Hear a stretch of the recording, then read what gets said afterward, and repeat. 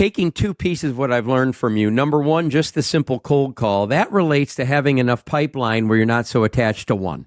Yes, correct. And that's really your first part, is just the open and having enough.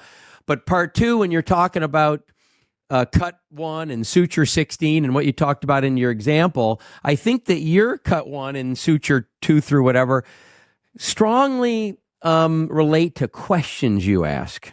I think there's a lot, it's heavily in questions. Yes.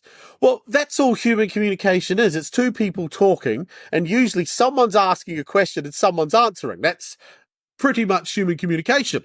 So the rule is whoever's asking the questions is controlling the conversation.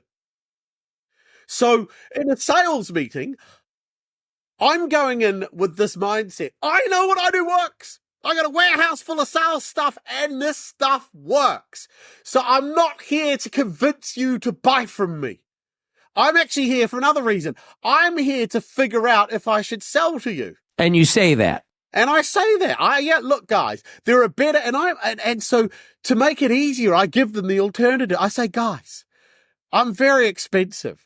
And working with me is going to be a painful, uncomfortable, and it's going to be a relatively timely process. There are so many easier ways to make more money in sales. So let's go through all those alternatives. And I want you to convince me why you're not going to do any of them. Because if you can't, then there's no point getting sales training. Okay, so first thing is, why don't you just put your prices up? You want to make more money? Put your prices up. Nah, can't do that. Why not? Blah, blah, blah, blah, blah. Okay, so you're not going to, no. Okay, why don't you just fire your worst salespeople? Well, I don't want to do that. Why not? And then they always, it's, well, you know, I want to give them a shot. I want to give a chance. I want to help them. Okay, hire better ones. We don't want to hire any more people. Like I said, we want to help the people we've got. Have you considered poaching a senior executive from one of your biggest competitors? You know, that little black book they bring with their contacts? No. Why not outsource it? So many companies outsource their sales functions nowadays. You don't need to pay these guys to be monkeys on the phone. You can pay someone else. No, don't want to do that. We've tried that in the past. It doesn't work. So let me get this straight. You don't want to hire people. You don't want to fire people. You don't want to put up your prices. You don't want to poach someone. You don't want to outsource. I said, well, I don't know what you're going to do. They go, well, that's why we want training. So my job is to get them to convince me they need what I have, because what I have works. I'm not going to prove to you and everyone I meet why you should need it. No, I know it works. I'm here to figure out, should I sell to you? And you need to convince me I should sell to you. You need to convince me you're going to spend the money that I'm going to ask for, that you're going to put in the time that I ask for. So it flips it. So rather than I'm there to impress and give information, I'm actually there to extract it. And I can only do that through questions.